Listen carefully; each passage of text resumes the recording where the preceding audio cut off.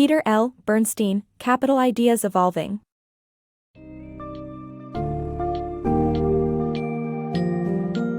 Welcome to the captivating world of Capital Ideas Evolving by Peter L. Bernstein, where you will journey through the transformation of the investment landscape. Discover the revolutionary theories birthed in the 1950s that challenged the crude and inconsistent principles dominating the financial realm. Learn about the major works of Harry Markowitz, Franco Modigliani, Merton Miller, Bill Sharpe, and Eugene Fama that forever changed the way we see finance and investing. Watch the intriguing emergence of behavioral finance as it tries to undermine the neoclassical giants like Fama and Markowitz, only to be absorbed into the larger finance narrative. The summary captures the essence of this fascinating book, and will leave you pondering the future of alpha hunting in the ever-evolving financial markets.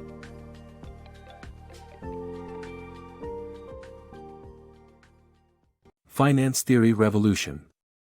Before the 1950s, finance theory was a mix of folklore and home-brewed notions with no guidance for investors to maximize their returns. However, a group of economists transformed the landscape by introducing highly mathematical, computation-intensive theories to challenge conventional investment wisdom.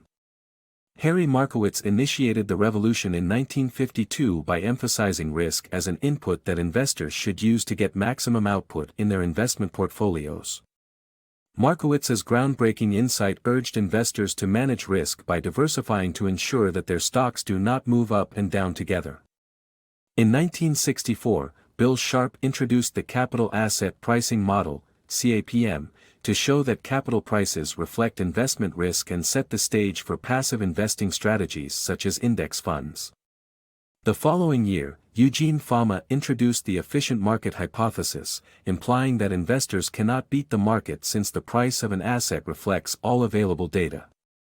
The 1970s saw Fisher Black, Myron Scholes, and Robert Merton developing their theory of options pricing, the Black-Scholes formula, which transformed option pricing from guesswork to a sophisticated market for derivatives.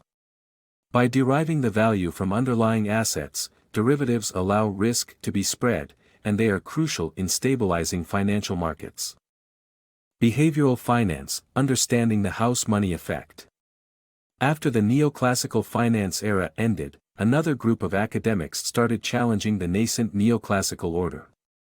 Their set of ideas became known as behavioral finance, and they sought to question the psychological assumptions of neoclassical theory.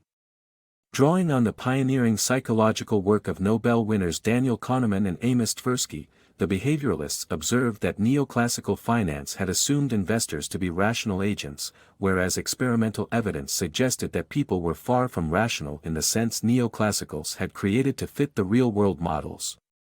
One of the many cognitive biases of behavioral finance was the house money effect, and experiments revealed how people's investment choices were influenced by their financial situations. Investors with more money tend to take big risks, whereas investors with less money don't. This is opposite to how investors should act, and a carefully composed portfolio is a kind of free lunch in which the investor can reduce risk without reducing expected return. Behavioral finance and the efficiency of markets. Behavioral finance did not overthrow traditional finance but merely showed its limitations. Humans are not irrational, but they don't always make rational decisions. The irrationalities behaviorists discovered create opportunities for sophisticated investors to profit while ensuring market efficiency. Fuller and Thaler is a company that has used insights from behavioral finance to excel in investing. Although critics note that their strategy only works in a small pond, the success of this firm highlights how behavioral finance and traditional finance can work together. Risk is essential, and we can't always predict what is going to happen. The field of behavioral finance hasn't replaced traditional finance as many believe but, in fact, has made it stronger. Behavioralists acknowledged human limitations and showed that they are not irrational, but they don't always make rational decisions. Instead, their irrationalities create opportunities that make the market more efficient. For instance, during a bubble, behavioral finance predictions could indicate when investors will artificially bid up the price of shares. This offers an opportunity for sophisticated investors to profit at the expense of irrational punters. Fuller & Thaler, an investment management company, has managed to excel using insights from behavioralist work.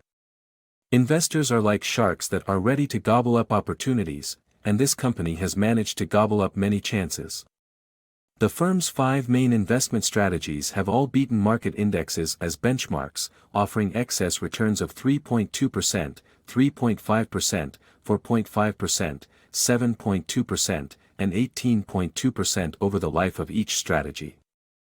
Critics argue that their strategy only works in a small pond, the small-cap markets, where there are numerous mispricings. This limitation means this strategy couldn't be widely adopted. Risk is a fundamental part of investing, and we can't always predict the outcome. Behavioral finance and traditional finance can coexist and provide useful insights. Behavioral finance has limits, but it remains an essential tool in understanding human behavior in investing. Finding alpha.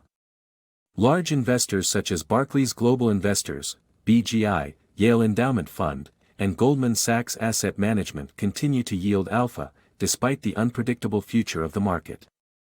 BGI attributes this success to indexing, theoretical models, computing innovations, and insights from behavioral finance.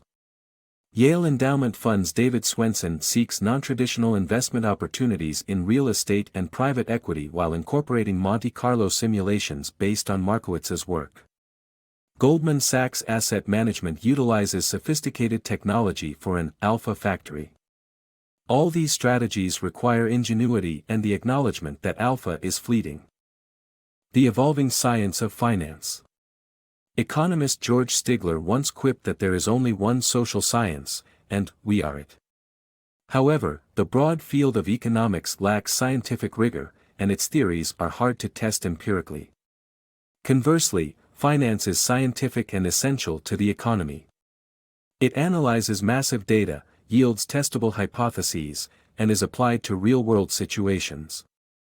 This sector, once considered outside of economics, has become the most important part of the field itself.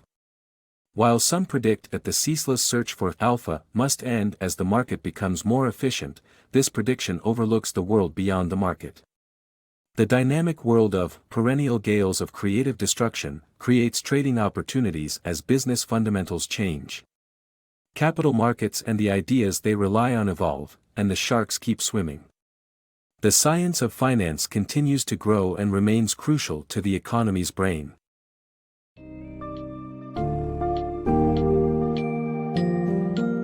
In conclusion, Capital Ideas Evolving chronicles the remarkable transformation of investment theory over the last few decades. The innovative theories of Markowitz, Modigliani, Miller, Sharpe, and Fama remain the backbone of modern finance, with their revolutionary ideas shaping today's perspective on portfolios, risk, and market efficiency. Behavioral finance emerged as a challenger to the neoclassical perspective, exposing human cognitive biases and irrational decision-making, but eventually proved to complement and enhance our understanding of financial markets. Crucial players such as Barclays Global Investors, the Yale Endowment Fund, and Goldman Sachs exemplify the relentless pursuit of alpha and the continuous evolution of capital ideas. Rest assured, the hunt for alpha will persist, driven by the perpetual dance between a dynamic world and ever-adapting capital markets.